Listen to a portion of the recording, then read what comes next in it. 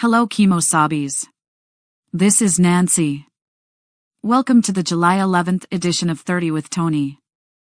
We got the best news, the bossest music, and incredible classic clips. We are imitated, but we can never be equaled. So Kimo-sabis, let's get it on.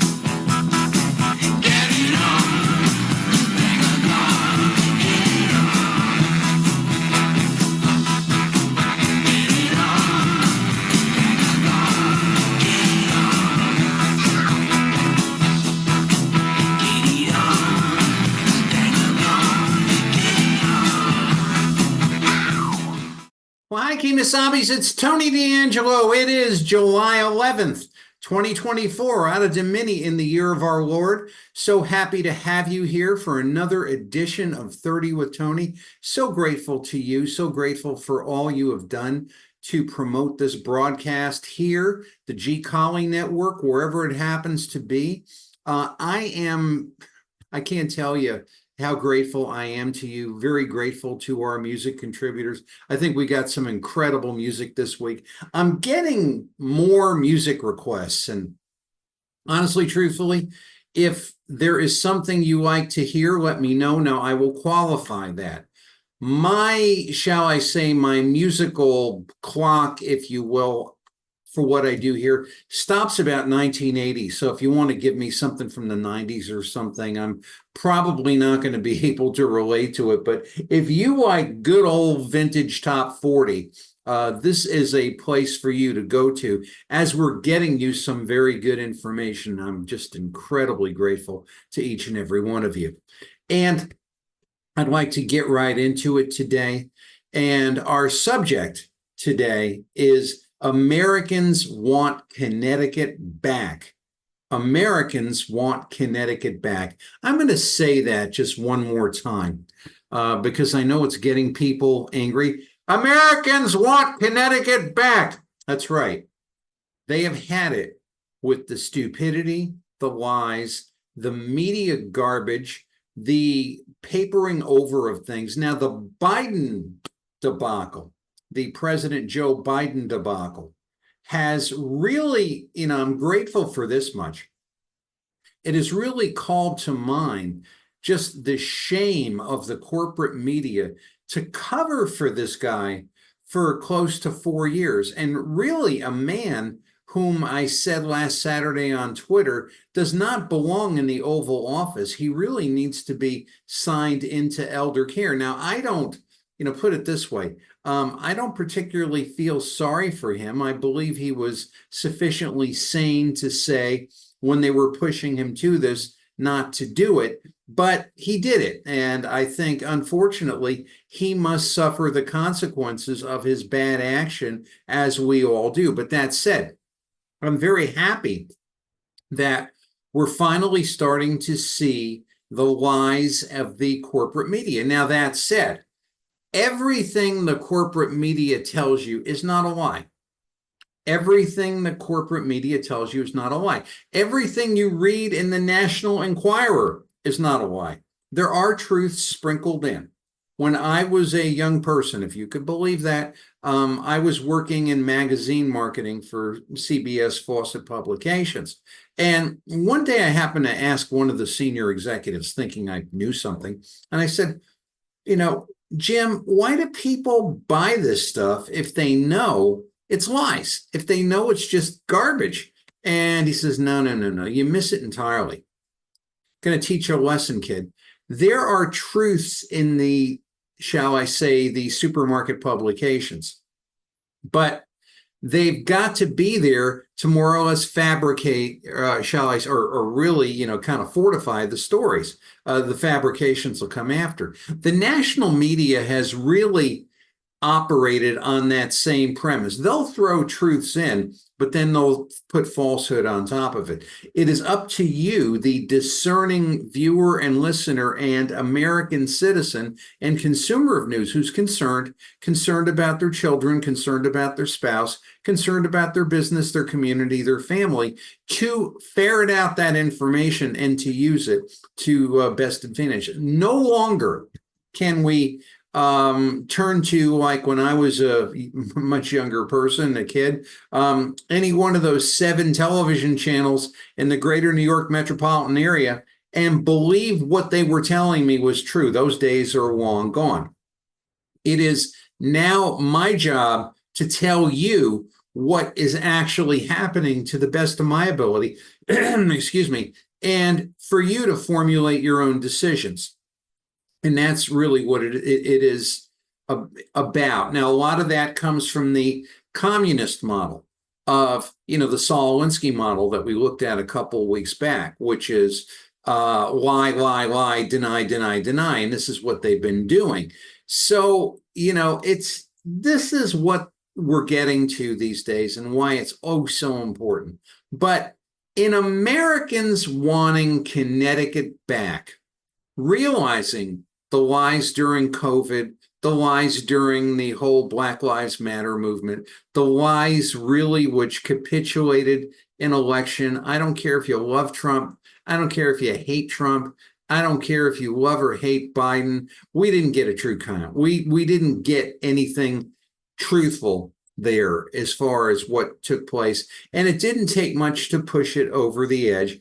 I have maintained, and I still maintain, that the Donald Trump administration should have been a lot more on the ball. They needed to proact as opposed to react, and they didn't do it. He had too many weak people and too many of the critical spots, when this was happening, like Philadelphia, like a convention hall. It was, he needed to have better people there taking control before that. He needed to be aware of what would take place. And, unfortunately that day, he missed it. Now, my hope is that in getting back to the White House, he's learned some lessons. And that's one of the lessons that you have to learn, that even when you can assume or believe you assume the normal, there ain't nothing normal with these people because they're desperate and they'll do whatever they have to do in order to get their message across. And let me tell you something, spoken as the nephew of a World War II Navy Blue Jacket who was wounded in combat, a dangerous, desperate enemy is the worst to deal with. Somebody on the way out, somebody who knows they're going to lose, they're no longer preserving anything. This is why you had kamikaze pilots who were cracking into the decks of airline carriers in the Second World War. We're losing anyway, so we might as well make people hurt as much as we possibly can. This is really the communist model right now. It doesn't really matter, whatever it takes to get it done, to the point of most of them are cowardly, but relative to whatever's there as far as scorched earth, yeah, you're going to see scorched earth like you wouldn't believe. But that all said, there was something last week in Americans Want Connecticut Back that really touched me. And this, how could I put it? This is something that's difficult for me to play because it does put some praise upon me. And it was a caller to the Lee Elsey show. His name, can tell by listening to the man, he's incredibly intelligent and has a wonderful perspective. Billy from Philly, older man, father, grandfather, talking about what is important going into 2024. Now we're talking about what is important. To me, what is important is America. And I live in Connecticut and I want America back. So let's play this for a few minutes. The interviewer, of course, is Lee Elsey. We're gonna do a little jump back before we get to the news, because Billy is down in Philly, and he called earlier. We couldn't get him on, but we don't want to rack up those long distance charges, so we'll go right to Billy. Billy, good morning. How are you, man? Good morning. I'm fine, thank you very much. I enjoy your show, and your last guest was terrific. Oh, I appreciate that, sir. I'm really going to take the things that he said and turn them around a little bit. Okay. I have a house full of grandchildren who are in their 20s, and I'm listening to them talk about their lives and voting and politics. And they have something that's basically screwed up. All I can talk about is who they like. Do you like Trump, Biden? It doesn't matter. Who you like, as your last guest pointed out, is meaningless. They're not going to be your friends. What you need to do is think about people who are going to support things that you support. And whether you vote them or not, those issues are going to continue, and they'll always continue. This generation is extremely cynical, extremely frightened, and extremely opportunistic. It's not as though they think everything is sweet. They don't. But they're frightened. One of the points I wanted to make with them is that you've got to stop thinking about who it is and what you want. I have like 3 simple issues that I would ask them about. First of all is defense. How do you feel, 20-year-old, about America's role in the world? We're a lot, I think, less secure than we were when the day you were born 20 years ago. But we've got China, we've got the Middle East, we've got crazy North Korea, we've got also, we've got the Muslims and the Christians that hated each other for 2,000 years. What do you want to do? Our Navy is about as smaller than China's. Our military budget is a little over 3.3% of the gross domestic product. It used to be over 5 with Ronald Reagan. If you're going to increase the military, you're going to have to stop something else. So you have to make decisions. Which decision do you want to make? They're being asked that, whether they know it or not, every time there's an election. The second issue has to do with the court. They have a Supreme Court that is now fairly conservative. It tends to resist what the government is doing, what the agencies are doing. Do you want a court that essentially resists, or do you prefer a court that kind of goes along with everybody else in Washington and says the same thing? I'm not telling you how to vote, but that's what you're voting for, and you can't avoid it. And the third thing, which your previous guest was very good about, is deficits. You are living with, kids, inflation. We can't finance what we do with taxes. We never raise enough taxes for it. We can't sell bonds because nobody will loan us the money. So we essentially print it at the Federal Reserve. It's not really printing, but that's what happens when they blow up their balance sheet. Right. Now, our debt goes up about $1 trillion every, I think it's 4 or 5 months by doing nothing, simply because all that 1% and 2% debt has to be refinanced at 4%. Right. Are you comfortable with this kind of inflation? This is going to make houses harder to buy because the prices will be higher. The interest rates will be higher to finance them. Inflation affects everybody. And you have to decide, you young person voter, what you want. And when you vote or you don't vote, that's the decision you are making. It's not about people. It's about where you want the country to go. And you can raise 5 or 6 other issues. But they all are always alive. And the president always has a place in all of these things. That was my point.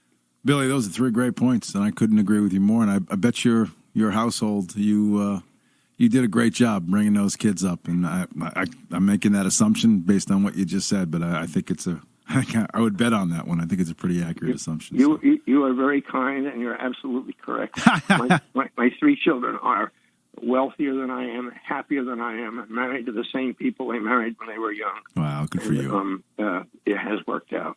Well, good for you. Do me a favor. Don't be a stranger to the show. I appreciate it. I know you've called a couple of times in the past, but we'd like to hear from you again. And I love it. appreciate it. I don't know that you get a lot of 20-year-olds listening at this time of day. Well, I know. That's what we got to try. We got to try to reach a few more of the younger kids somehow. So that's all. I just wanted to. I think they're more frightened and more screwed up than correctable than you might imagine. No, you're probably right. Billy, have a good day, buddy. I appreciate it, man. Don't be a stranger. I guess this would be the song for the youth, for the politician, right? I like to dig these songs out and try to put a little meaning behind it. Bruce Black.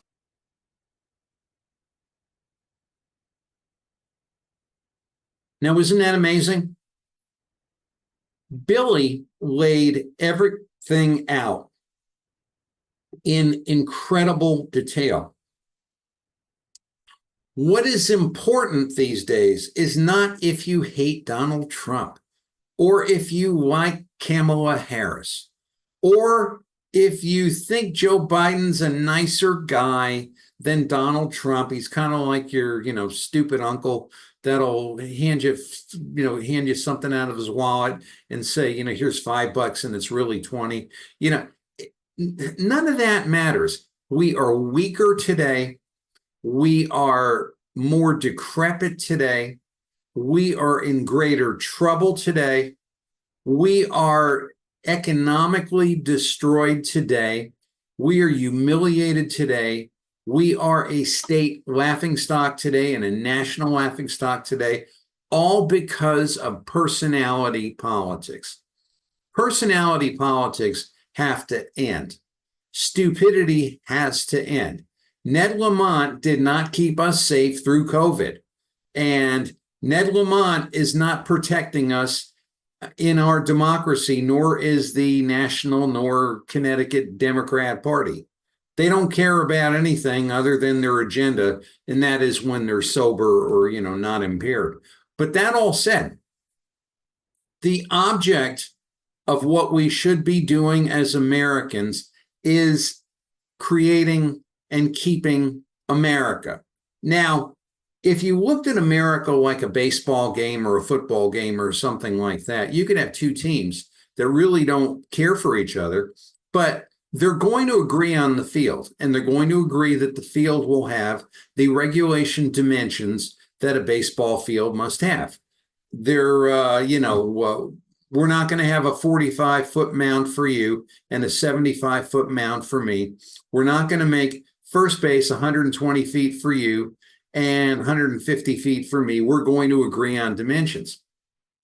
The Marxist, lunatic, Democrat, stupid, idiot, whatever you want to call it, has taken these things and made them, taken the axioms of government and the axioms of how constitutionality is supposed to work and just made a farce out of them and keeps ratcheting down excuse me, the lowest common denominator. And this is what we've got today. And this is what happens. Now, if you're going to be stupid, if you're going to be inane, if you're going to be nonsensical, if you're going to say that men can have babies, if you're going to say that you want a 15-person Supreme Court, if you're going to accuse Donald Trump, who is not a perfect man by any stretch of the imagination, the last perfect man, from what I understand, was Jesus Christ of Nazareth. But if you're going to accuse him of things which, he never did, pretty much. He did do some things, as we all do some things. But and then you're going to wrap everything up into that, and that's going to stop you from doing things like that. And then when you got money to throw around, and you got COVID money to throw around, and you're talking about this wonderful thing for humanity that you've done for all these people, and then the money runs out, and then people start to see you for who you really are, it's not pretty. It is not pretty. The history pages, yes, history, not 1619 Project, history, like what actually happened, are littered with people who made false promises and seeing what happened to them. Now, the one that comes to mind for me is Benito Mussolini. And, he made a lot of promises to the Italian people, and it's not pretty what they did to Mussolini. I won't go into detail about that. We do have Christian ladies that watch us. We have Christian gentlemen that watch us, but you read about that. But basically, this is what's happening now. Americans want the country back, and Americans want Connecticut back. And as they're seeing, we went along with these people and we followed them, and now we find ourselves in situations where we can't pay for our home insurance. Talked about that on the Lee Elsey show on Tuesday. We can't pay for our gasoline, our groceries are just out of the blue, and then they want us to have an electric car, which we cannot afford. And they want us to have wind power, and there's no energy policy. I can't afford the energy that I've got. And if I burn wood, they call me. I mean, this is basically the stupidity and the botso-ness that's out there. And people have had enough. People have had enough. And what I believe we're seeing is we're seeing people who want the American experience. They want the American dream.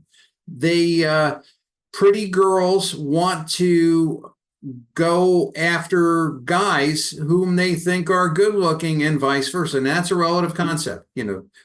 Some things you may not like, other things you may like. As my mother would say, God made us all. And I always repeat what Dr. Fred Price used to tell us at the Crenshaw Christian Center, that if you don't think God has a sense of humor, look in the mirror. I'm living proof of that. But that kind of being as it is, people get attracted to each other. They have relationships. They want to have homes. They want to have children. They want their children to grow up to be better than they are. They want to share in those experiences. And they want to have the freedom to do it. They don't want some stupid government idiot bureaucrat fool dictating to them, nor a bureaucracy. So they want the bureaucracy to be there to, fix the road and do the, shovel the snow and get rid of the garbage, and have a police force and keep things safe and moving. And that's really what government's supposed to do, and largely stay the heck out of other things. Now, of course, you do need some form of regulation. People like to say they're libertarians. I get it. But my problem with libertarianism is in the fundamental concept where I'm getting along for 15 years very well with my neighbor. And one day I drive in and I see next door he's building the Chrysler building, in Pomfret, Connecticut, next door to me. And so where is the zoning enforcement? So there's things like that where I think you do need reasonable people do need to get together and say, well, some things here we're not going to allow. But basically, the idea was for people to grow and to do better. I was talking last Friday to it's becoming a good friend, but a contributor to the Lee Elsey show, Coach Leo Ficini. We were just talking about education and kids and things like that. And the thing I said to him was, Leo, look, we as kids had something to reach for. We were always told that we had to reach the bar or be eliminated and have the shame of that. Now the bar keeps coming down. And when the bar keeps coming down, more people are able to reach it, and then things don't get better, they get worse. And I was reading another article, Chris Powell had written about what was then a junior high school, Turner River Junior High School in Stamford, Connecticut. And the teachers feel threatened, and this is going on, and that's going on. And the thing is, that's not right, and I get it. And students shouldn't threaten teachers. But I read it, and I said, well, so what? Not in the so what fashion, but this went on every single day and twice on Sundays when I was in that building many years ago. But the difference was our teachers were not the kind of people that would hide under a desk. Our teachers were former GI Bill guys who, if they saw you doing that, would take you and jack you up and throw you out of the classroom. It was very cut and dry. Then your parents would be called. So that kind of stuff did not go on for very long. But the fact of the matter is there's an expectation. There is an expectation in being an American. And Marxism and communism has no expectation. They want to make you a sieve. They want to make you a minion so they can control you. But Americans want Connecticut back. Americans want America back. So with that being as it is, let me show you how stupidity and incompetence and idiocy and nonsense has cost you money and cost you your state today. I was sitting around, I don't get to sit around much on Friday. I guess it was a long day and I was very tired, and I was just reading things on the computer and, following things along. And I was so discouraged. I was so discouraged at reading what passes today for my state, my country, my leadership. It was so inane. Now, I'm not even going to get into the whole Joe Biden thing. It's this is just terrible. And why we allow such a thing is just terrible. But it was sad. It was just, I said to myself, why do I do this? Why do I come here? Why do I do the radio? And I do it. Yes, it gives me a joy, and it gives me a place, a plan, and a purpose. But it's just, is anybody getting this? And I know people are getting it, but what's out there is so shameful. And where I know and believe we have Americans that want America back again. It's once again, it's up to us, guys. It's up to us to do it. But let's do some screen shares and we'll find out what's happening here on planet Earth. So bear with me just a second. And here we go. Actually, I want to go over to there first. And these are our friends at the Connecticut Sentinel, a fine, independent journalistic work, which I enjoy reading, and many of us do. And we have our governor, King Governor Ned Lamont, the unaccountable. Actually, he probably these days is more like King Governor Ned Lamont, the unascertainable, or the unlocatable, or the spineless, or you don't see much of him. He's usually hiding out somewhere, doing something, and showing absolutely no leadership, showing absolutely no direction. Now, none of this maybe matters to him. I've maintained since time immemorial, he did not run for this office to serve you. He doesn't care about you. It makes no difference. You make no difference to him whatsoever. Somebody like me, he hates. He absolutely positively hates, because I, or a collie, or a Swick, or a Cherry, or some of the folks on Twitter make his job that much more difficult. And he doesn't like that. Even still, I don't think he cares, because if he and his spouse, Annie Lamont, can worm their way into the things in Connecticut to make more growths in the global portfolio, if you will, that's all they're really concerned about. They're only here to fill the basket during this time. Now, there may be some, pseudo events at governing, but that's, I think to them, they kind of look at it like house cleaning. They'd rather live in the house. They'd rather, toss the books and the papers all over the place. They'd rather, throw the popcorn on the floor and spill the drinks on the rug and things like that. But every once in a while, he's got to fake being a governor.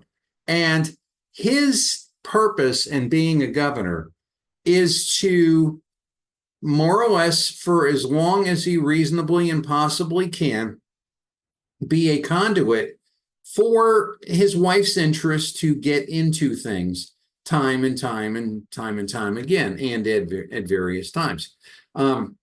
Semaphore and Digital Currency Group, perhaps the most notable examples. Notice that the mainstream nor the political class of either side talks about that anymore. And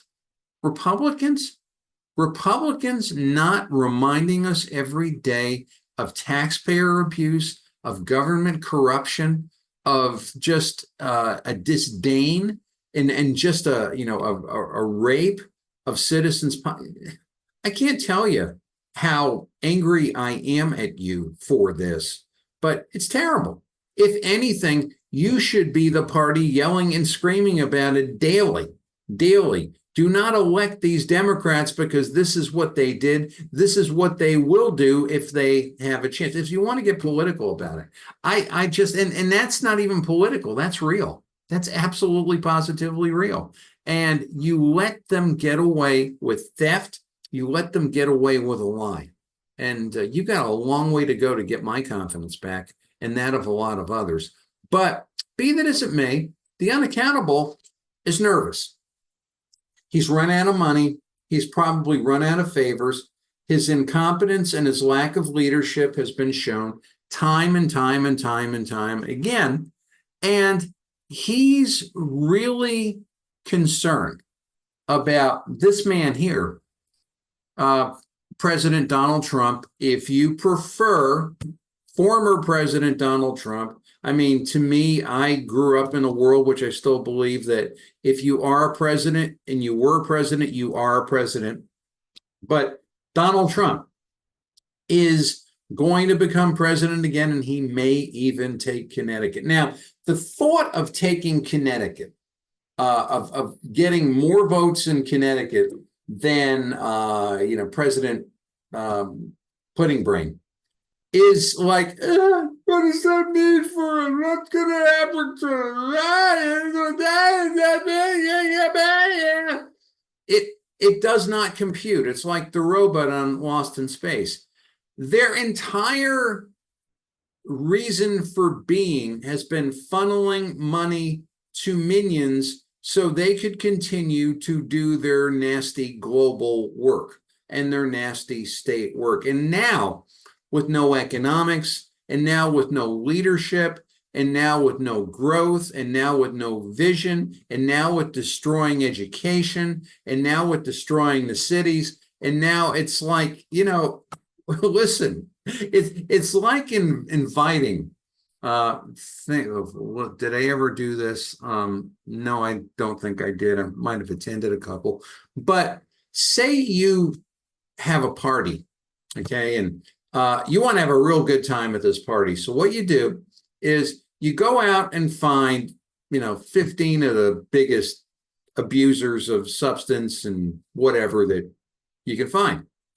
And it's going to be loud music, and it's going to be people getting their clothes ripped off, and it's going to be, dope and booze, and everybody's just going to get themselves in this wonderful haze. And that party, said all that to say this, that party will only sustain until such time as you run out of the dope, the booze, the potato chips, the popcorn, and the Hershey's Kisses. Actually, no, I think you need some Little Debbie too. Got to get the sugar rush. But that all kind of being as it is, this is where the unaccountable is right now. And he's thinking, well, if I don't get more money, if there's I'm going to lose everything. Yeah, guess what, Ned? You just might. You just might lose everything because you have nothing sustaining other than lies, other than stupidity, other than ECAR 2035, other than the should be abolished Connecticut Department of Economic and Community Development. You have nothing there.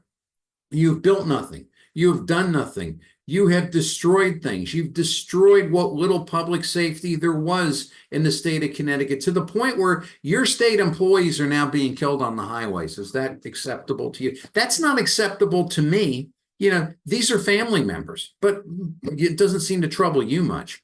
But basically, Ned Lamont is scared. And actually, it's the fact that you can't keep the party going.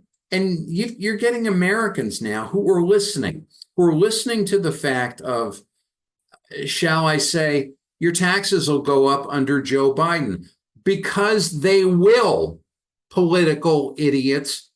The 2017 tax cuts fashioned here, signed into law by this gentleman, and I'm the first to say he could have done a better job in some places, but he did bring the rates down, are going to expire at the end of 2025.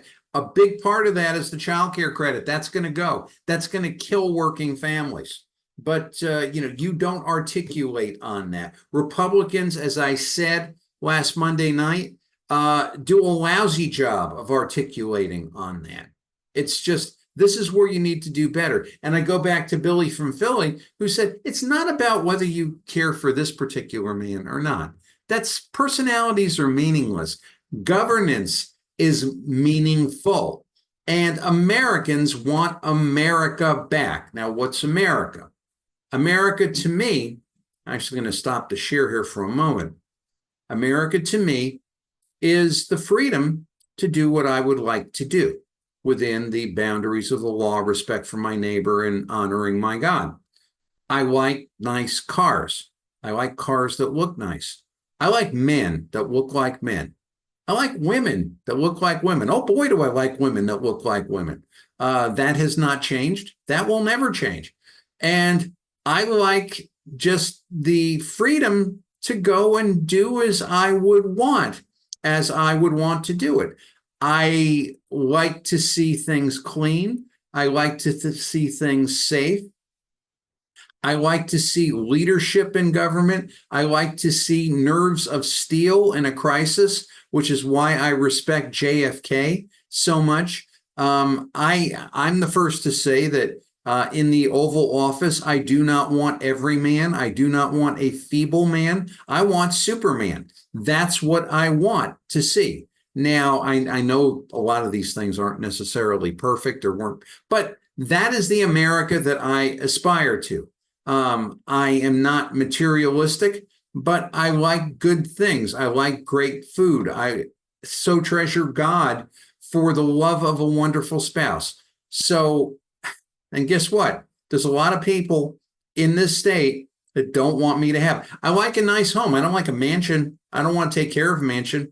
I like a nice home that I can live in, that I can look at and say, well, this is a nice place to be, and I'm very pleased to be there. And it's a loving home. And it's a home with, poultry and animals and things like that. But it's that is what I want. And that is because I love America. Now, one of the things I do believe in America is you get to a certain age, any kid could tell you this, girls should not be playing with boys and boys should not be playing with girls.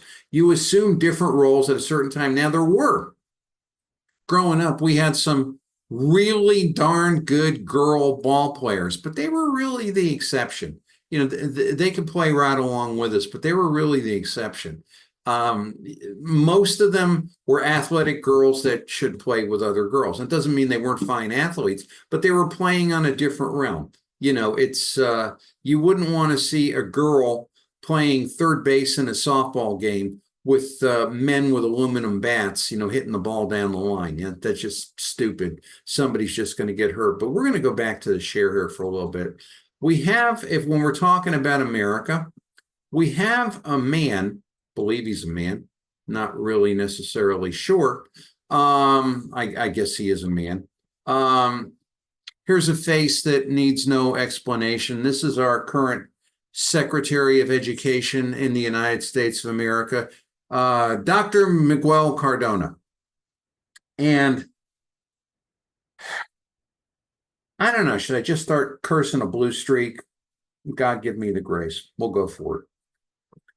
This is a man who steadfastly will not back down from the fact that transgender women should, in other words, men wanting to be women, should play with women and girls in sports. And he won't back down from that. He believes that. And then when people accuse him of it, he goes back to the safety of the transgender. Forget about the girls, forget about the women. I would hate to be the parent of a girl today who's worked really hard to be, really good girl softball player or swimmer or volleyball player or soccer player. And then some guy comes on the field, with a wig goofing and becomes the number one person and scarfs up all the scholarship money. It's absolutely positively unbelievably wretched. Now, let me give this idiot a biological lesson. Everything in human life grows from the woman. The woman gives birth. This is really basic stuff, but unfortunately, people need to hear it. The woman gives birth to a baby. The woman nurtures the home. The woman is the glue, is the core, is the foundation. The mom, the mother, is the foundation for the family. I have observed time and time and time and time again, just in years and, on the practice level and things like that, you'll have a number of kids, who are older, and dad'll pass on, and the kids will more or less, and these are usually adult kids, will turn to their family structure and venerate the mother, because the mother really was the one who more or less put the foundation there for the family structure. Now, as time goes on and the mother passes on, the kids will just splinter. Not that they won't be friendly to one another, not that they won't get together from time to time to time, but they'll no longer have that nucleus. The mother, the woman, is the nucleus for the family. The family is the nucleus for America. That does not mean you've got to be a great family person to be a great American. I am not a great family person. Family really is maybe not one of my particularly favorite things as such. Usually if there's a family gathering, you'll find me in another state, but that all kind of being as it is, I can go on for days about that. But the vehicle of the family is ordained of God. Yeah, we can't talk about him either. But this guy here, as he's just trashing education, as he's just forgiving student loans where he can't legally forgive, and he keeps getting it in his face, as he keeps lying to people, as he keeps saying that I'm not going to protect the rights of young women and young girls.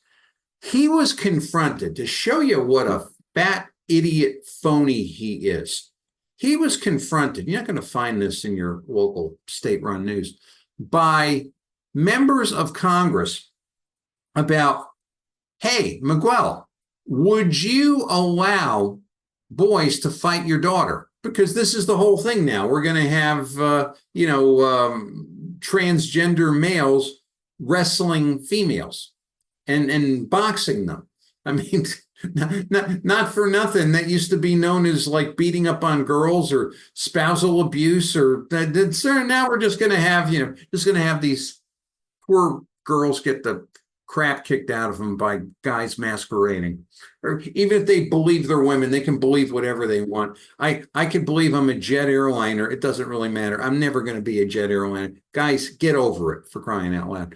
But this is like, so he was asked, are you okay if boys undressed by members of Congress, Burgess Owens being one, are you going to be okay if these men are fighting your daughter or undressing in front of them? And here he goes on. Look at him. He looks really neat with the bow tie here in this picture. And this goes to the Title IX rules that effectively will democratize everything and will make gender neutral type things. And Congressman Owens asked him, and I love Mr. Owens, he's a former NFL player, would you force your daughter to undress in the bathroom with boys who are also undressing? Now, Miguel says, I'm not going to be commenting on athletics rules that we haven't proposed. In other words, I am a stupid phony. You called me, and I'm going to sit here and tap dance until this thing is over. This is basically what it is. And as a Connecticut man, I'm ashamed of this guy. I am totally ashamed of this guy. I mean, here you are lying to the American people over and over, with that bleep-eating grin, and you expect us to believe you. You expect us to follow you. You are this bastion of education. Meanwhile, our schools are crumbling. Our state schools are a joke. I mean, it's sickening what goes on here. I mean, we hide critical race theory. We have none of that in Connecticut and whatever. No, we just have something called the Connecticut Educational Resource Council, or at the State Educational Resource Council. And we just take Dr. Glenn Singleton, who is the number one, I know, I apologize, Jason, reverse racist. Racism is racism. In America, it tells everybody, white people are bad and we've got to dismantle the structure and we run his curriculum through the schools, and we pay him through a quasi-public so nobody sees it. And this guy here is really busily going about destroying America. I mean, if nothing else, I would root for a Trump victory, even if you hate Donald Trump, so as to get rid of this guy, basically. And if you read this article, Daily Signal, it just goes on and on and on. It gets worse. And then Congressman Owens goes on, if your daughter was reported she felt uncomfortable in a boy's presence in a bathroom, would that be considered by your administration to be discrimination or bigotry? And Cardona again declines to provide a yes. Yeah, because you're a freaking phony, Miguel. That's basically what it is. And then he smiles and says, I'll be happy to do it once we finalize our regulations. I mean, this is why people want America back. They want to say, this is my home. This is my wife. This is my God whom I believe in. This is my son who is a boy. This is my daughter who is a girl. And I want to live as an American. Don't necessarily have to be religious. I don't necessarily have to be purple, passionate, patriotic, but I want America back. Now, when we get to another reason why people want America back, and I'm just going to go over to here, and let me just do this, going to move my mug down here. And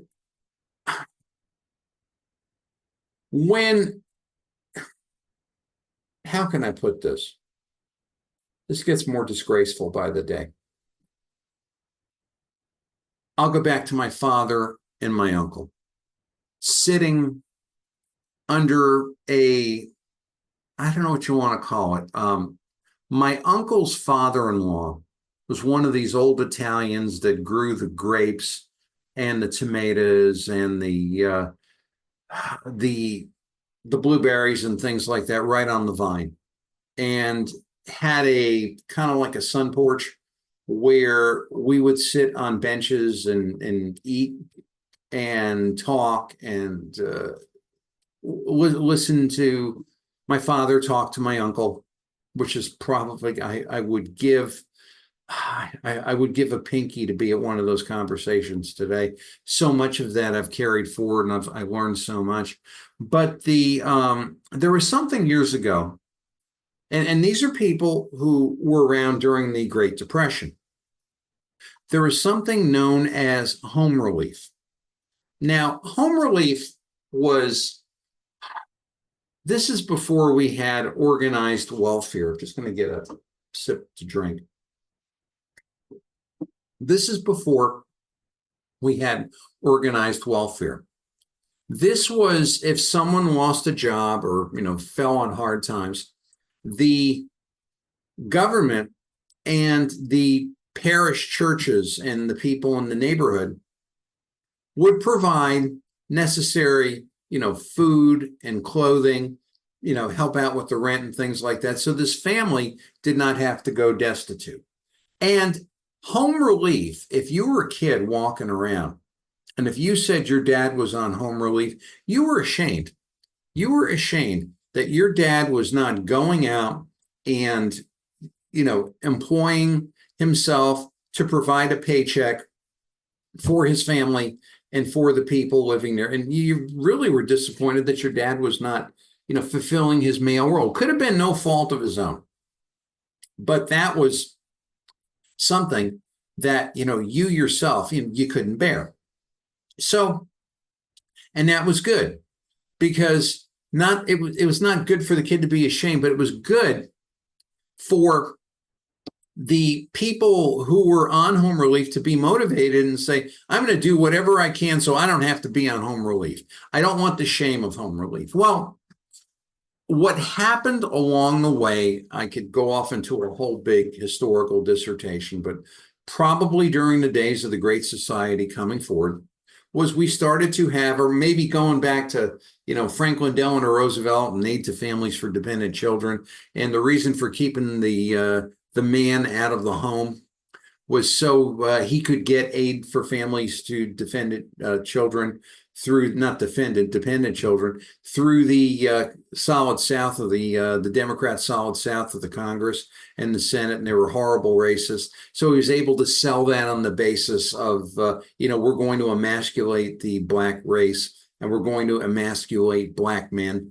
Fannie Willis thinks she's being original when she says that. It goes on long before. And the whole idea was to create a society, to create an economy based on welfare and the welfare industrial complex and the homeless industrial complex. Because how many social workers, how many crisis workers, how many harm reduction centers, how many Saud Anwars, how many of all these people, they are all making money off of this human catastrophe. I'm being very polite. But the state of Connecticut is so inept, is so stupid, is so uncoordinated, is such a laughingstock that when you hand them money from the federal government and you say distribute it to the needy people, why are the people needy? The people are needy because the people have never learned what they need to do in order to be self-sufficient. Government has made them dependent.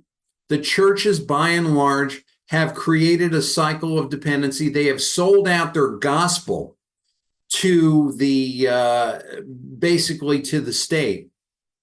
And there's something in the Psalms. I was reading that last night. I try to read a little bit of the Bible before we go to bed and read it aloud, so Kathy and I can listen. And in the Psalms, they talk about the wine of astonishment, the W-I-N-E of astonishment. We are drinking the wine of astonishment now, looking at the stupidity of Connecticut government. So people are hungry because the state screwed up. Now, if people were taught how to work, how to live their lives, how to keep government out of the way, how to work for lower taxes and safer communities, how to build businesses and things like that, they wouldn't need the freaking government to feed them. This is a human a human abomination, courtesy of your stupid state.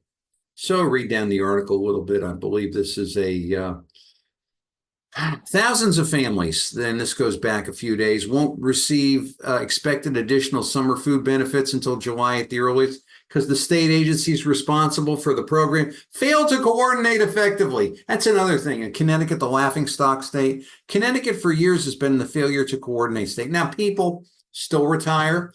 People still get great pensions. People still get days off. People still get Columbus Day off. and they'll call it Indigenous People Day, but don't take the day away from them. But, this is just the way it is. And, it's people run around saying, well, who's the vendor? Who's the vendor? It's like, look, whoever the vendor is, he's somehow connected with the slime in the state. Now, if you want to spend 45 minutes of going through and finding out how this whole thing ties together and how vendors get to be vendors, believe me, I will take the time to do that. I have offered to show you how to follow that, up. People don't want to do that. People don't want to work. People don't want to understand how the sausage gets made and the sausage making gets ugly. But when the United States Congress here, they are establishing the Summer Electronic Benefit Transfer Fund through the consolidated, this is COVID money, to offer eligible families a one-time payment of $120 per child and additional food assistance. Connecticut was scheduled. Here's Connecticut with its hat in its hand, and they screw up. And the stupid state screws up. And it gets even sillier, for crying out loud. I think if I read down here a little bit. Actually, we'll start with this. Remember this lady, Christine Stewart. She ran a newspaper at one time, right? She was an independent journalist. She was a member of the Fourth Estate. Well, she, like, Julia Bergman and a few others, the Americans want Connecticut back. One of the things Americans want, which is why I'm excited about the start of the G. Colley Network, Americans want a Fourth Estate. Americans don't want mollycoddles that sit in the congregation, making the state look good. And then it comes around to when they have an opening at the state or something like that, and then they matriculate up. As one of my very good friends told me over the weekend, they're doing the same job for different people. Americans don't want that. Americans want things held accountable. And here's Ms. Stewart saying, this is, and she's doing her best to explain what happened. That coordination took longer than anticipated. And while we work hard to minimize, but recognize that we were unsuccessful in that effort. So in other words, we screwed up. Nobody's going to lose their job. Nobody's going to lose their pension. There'll be no investigation. If we go back here to, actually, I don't have the picture of the unaccountable, but why the unaccountable is nervous for something like that, because maybe you don't get the kind of money like that to screw up, basically, and to feed bureaucrats rather than hungry children. This is basically what it comes down to. And this is a disgrace. This is a terrible thing. And for people that are there begging for food, yes, feed these poor kids, for crying out loud. Get money, do something, bring food trucks. Don't let the kids starve. But for crying out loud, you have got to throttle this idiot bureaucracy. Now, speaking of idiots, right? Speaking of people that are, how could I put it? Democratic Party minded, but no earthly good. The senators make a statement. Duff, Looney, Lesser, families expecting these benefits will be unable to access them. We're the advocates. We're going to do this for you. They are the freaking problem. If they cared the least bit about this, they would have been on the ground making sure that this happened. They don't care. It's serial incompetency going somewhere to happen. Now we have a Republican asking for an explanation of the delay. How come you're not, Ms. Seminara? How come you're not cursing out your colleagues for being so stupid? How about you're not cursing out the bureaucracy? I mean, this is basically it. Don't make statements, Republicans. Make action. Hate this man over here as much as you want. He's willing to make action. Maybe that's why he scares you, and basically that's about as clear as I possibly could make it. So Americans want Connecticut back. Americans want America back. I can't give you a more graphic example than that. Or maybe I can. I ran into this gem a number of days ago. We're back to Twitter. And the head of the Connecticut DOT, Garrett Eucalito, if I'm pronouncing that correctly, he makes a statement here on Twitter. The CTDOT, that fine organization that ensures the safe transit of every single nutmegger, is hiring a transit-oriented development lead. That's what we need, another bureaucrat. Someone to help us redevelop underutilized state land and increase density. What if I don't want to live in density, Mr. Eucalito? And infill near our transit stations. Come help us shape Connecticut's future. So in other words, what we're going to do is we're going to have the tail wag the dog. And you built the station. You don't get enough ridership. You don't get enough ridership because there's no demand for the ridership, because there's no economic demand for the ridership. So we're going to put up a bunch of houses to somehow, compound our inefficiency and our whatever you want to call it, our bureaucratic stupidity. We will compound the felony. Now, this model of community development excellence is echoed by our friends at Desegregate CT. Connecticut's future is transit-oriented communities. Be a part of it. Now, I'm not going to go into a whole separate show about what the joke of transit-oriented development. The biggest joke being is that the people way high up the food chain are not interested at all at letting these people supposedly needing housing in a state where everybody's running out left and right. Why won't let them have cooperative ownership? No, they don't talk about that, because they're basically a bunch of, phony gas bags. So I asked Mr. Eucalito and DOT a question. Again, Americans want Connecticut back. Is this grand plan, actually this was on July 3rd, is this grand plan somehow inclusive of, but not limited to, the use of the bankrupt and exploding Proterra buses that are 4-star CTDOT? Eucalito was there to sign on to for the transit piece. Now, a little bit of background about Proterra electric buses. This was part of the Biden Green New Deal. And this was a highly inefficient bus company where cities purchased these buses and they immediately put them out of service because they were going on fire. Now, Connecticut, being as stupid and as woke as Connecticut did, they're, contracting. Lamont and Eucalito are out there saying, we're going to get more Proterra buses. And this is when, after the fires, after Philadelphia put them out of service, after Jennifer Granholm, our completely useless Secretary of Energy, self-dealt in the stock, they're going ahead and they're buying more buses. And I went on here, and even in state-run media, the Connecticut bus service, this was actually, this is about a year ago, we're getting the buses back because we had issues with the Proterra buses going on fire in many cities, and it's all part of a grand plan. But yet they want to sell you something stupid because they don't want America. They do not want America. They don't want the freedom to choose. What if I don't want to get on an exploding bus? What if I don't want to live in an apartment?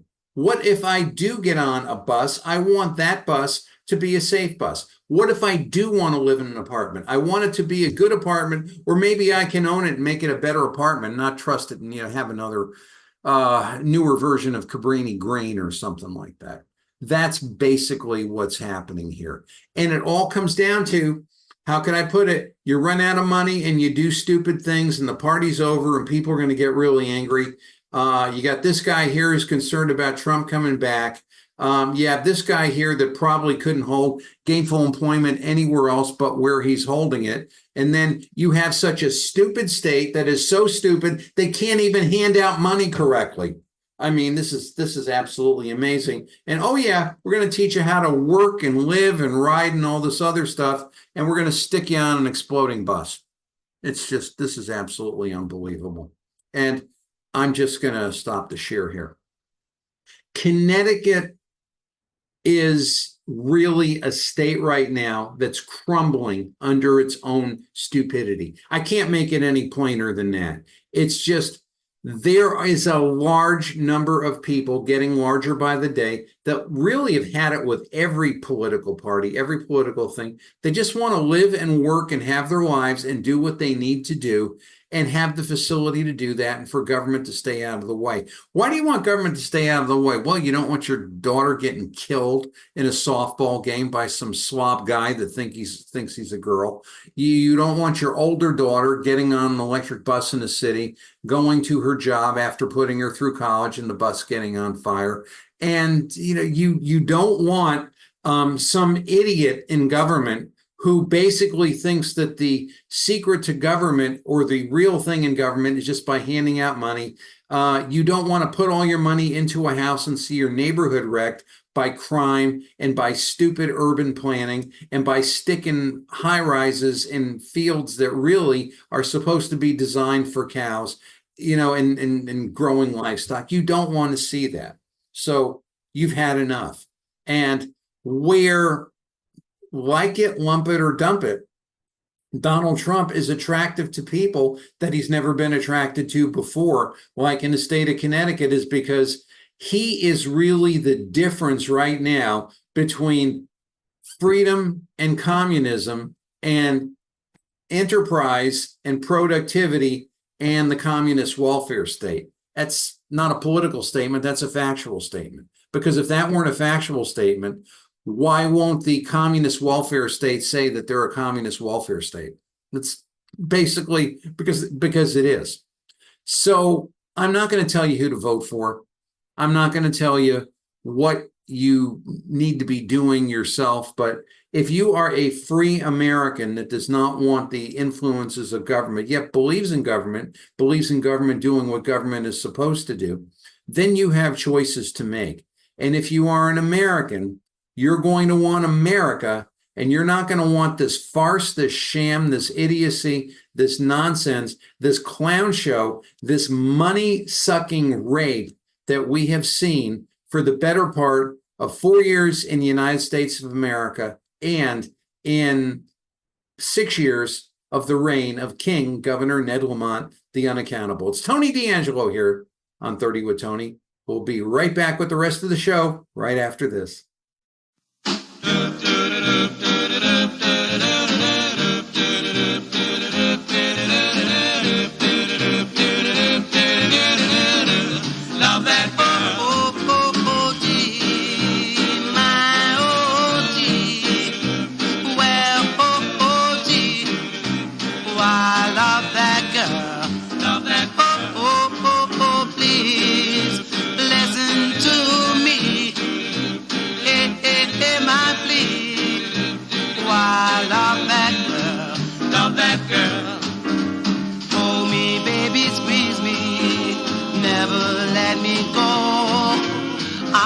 Taking chances because a love so yes, I love her. Yes, I need her. Oh, I love that girl. Love that girl.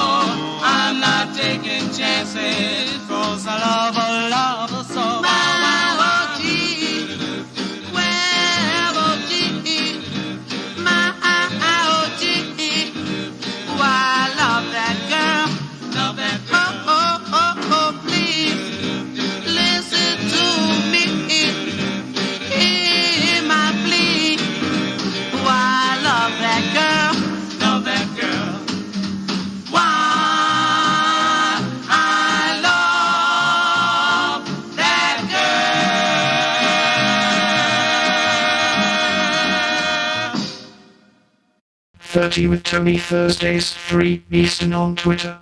Hello fun seekers. Since we like to mix fun with business, please enjoy another video classic clip, courtesy of the producers of 30 with Tony. Hi Kimo-sabis. It's Nancy again. And today's classic clip is the trailer for the original Manchurian Candidate. The Manchurian Candidate is a 1962 American neo-noir psychological political thriller film directed by John Frankenheimer. The plot centers on Korean War veteran Raymond Shaw, part of a prominent political family. Shaw is brainwashed by communists after his army platoon is captured. He returns to civilian life in the United States, where he becomes an unwitting assassin in an international communist conspiracy. The film explores themes of mind control, political manipulation, and the blurred lines between reality and illusion. It features standout performances by Lawrence Harvey, Frank Sinatra, and Angela Lansbury. The movie's tense atmosphere, gripping plot twists, and memorable scenes have made it a classic in the genre. And now, the trailer.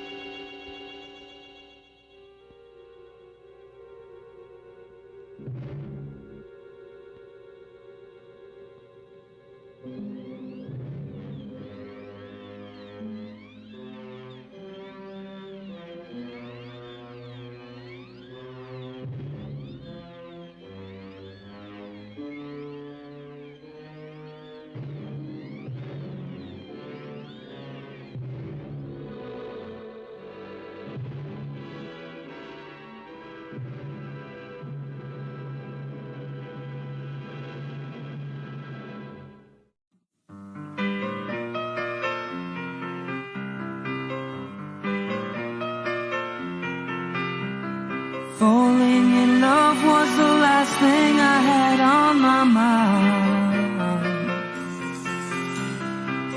Holding you is a warmth that I thought I could never find. Just trying to decide, I'll stay by your side. I know I could cry, I just can't find the answers to the questions that keep going through my mind. Hey babe, isn't it time? It's your time to wait. Falling in love would be your mistake. Isn't it time? It's your time to wait. Falling in love would be your mistake.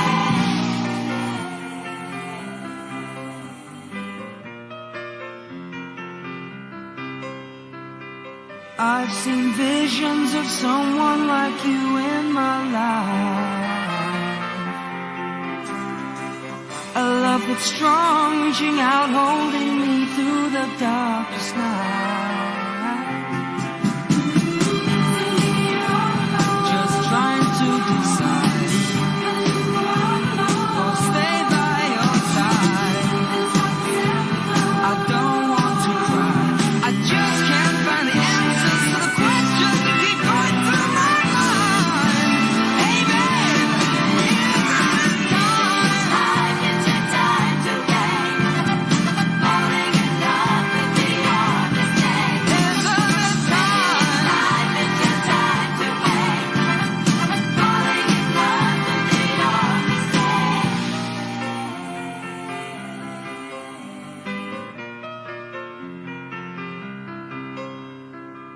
I feel a warmth in my heart and my soul that I never knew.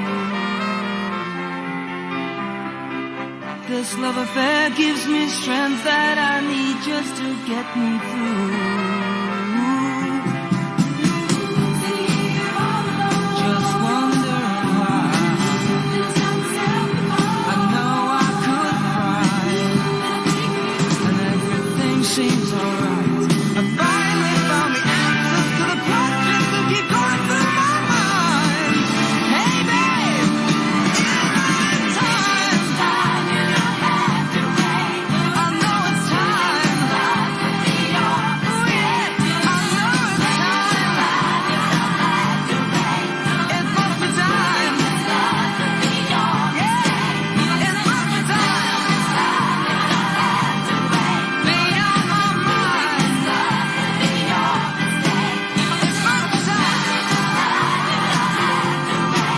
It's must be time.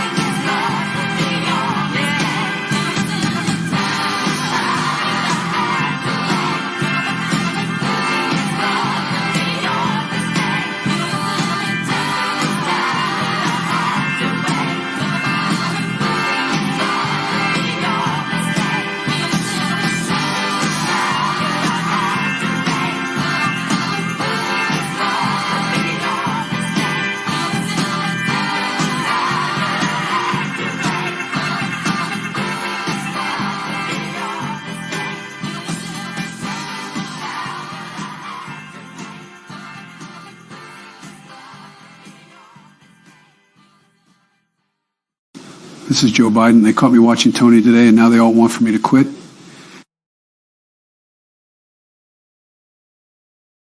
Well, thanks, Kemosabe's. Thanks for staying with us. Not long ago, King Governor Ned Lamont the Unaccountable decided that he wanted to go for a ride in that van he was driving around in when he was doing the commercials when he was running for governor.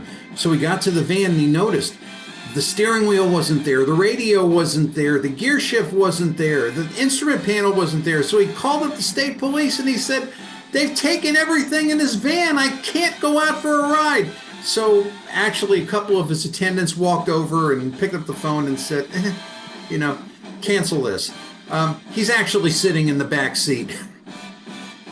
It's Tony D'Angelo here at 30 with Tony. Thanks, Kemosabe's. Thanks for staying with us. We'll be back next week with a greater show. God bless you. I love you. So long for now.